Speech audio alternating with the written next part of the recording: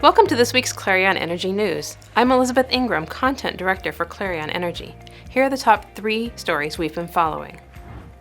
Number 3. Staff with the Federal Energy Regulatory Commission have detailed the depth of its continuing efforts to address cybersecurity challenges facing U.S. energy infrastructure, including hydropower facilities.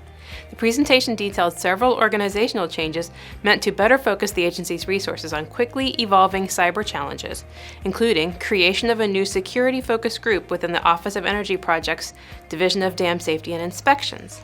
The group will address cyber and physical security challenges at jurisdictional hydropower facilities, FERC staff said.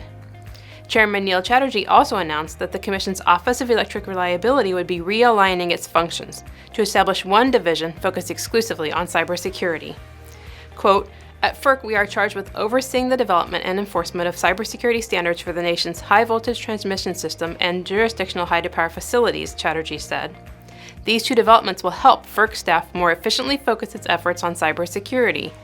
This new security group and the realignment will consolidate the cybersecurity staff into a division that focuses solely on cyber.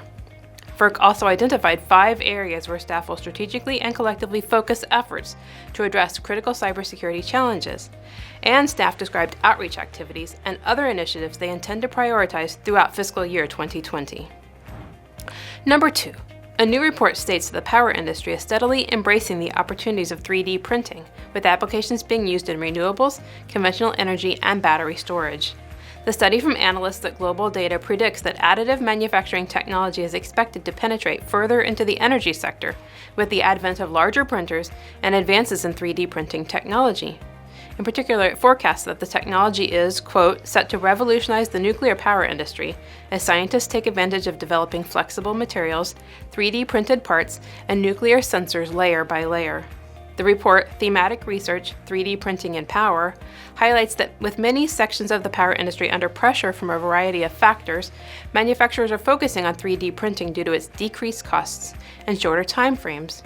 A Global Data senior analyst said power utilities and equipment manufacturers, quote, "are witnessing a huge opportunity in 3D printing to make their operations more efficient."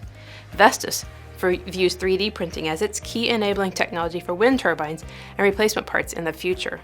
In addition, in 2018, Siemens produced the first 3D printed metal replacement parts for an industrial gas turbine. According to the company, this is a game changer as it can reduce the lead time for producing these parts by 40%. And GE has already shipped 9,000 3D printed gas turbine components, and 3D printing will be used to enhance the efficiency of the company's turbines, opening up the possibility to quickly manufacture and test prototypes. And now our top story. In 2018, clean energy investment across emerging nations was depressed, and overall deployment rates of clean energy technologies was flat year on year, according to Emerging Markets Outlook 2019, an annual climate scope survey conducted by Bloomberg New Energy Finance. At the same time, coal-fired generation surged in the 104 markets assessed, Bloomberg NEF said. According to the report, in developing nations, 201 gigawatts of new power generating capacity was added to the grid, with just over half, 107 gigawatts, of the total being clean energy, defined as renewables excluding large hydro above 50 megawatts. However, the report points out that with wind and solar's lower capacity factors than coal or gas, less than half of the actual generation from these new plants will be zero carbon. China predominated with 2/3 of all developing nation clean energy capacity installed in that country in 2018. And India scored at the top of the climate scope list of major clean energy players, installing 14 gigawatts of wind and solar in 2018. In terms of investment, new clean energy financing for emerging markets totaled $133 billion, down from the peak of $169 billion in 2017. China accounted for more than 2/3 of the emerging markets total. While the vast majority of clean energy capital deployed in emerging markets came from local sources, foreign direct investment supporting clean energy set a new record in 2018, hitting $24.4 billion. Finally, the upcoming Distributech International event features 2 riveting keynote addresses with unique perspectives to shine on the future of energy. Paula Gold Williams, President and CEO of CPS Energy, will discuss her People First vision, and futurist Sophie Hackford will present the explosive new technologies defining the new economy. Distributech International is happening January 28th to 30th in San Antonio, Texas in the U.S. Visit Distributech.com to learn more and to register for this leading annual transmission and distribution event.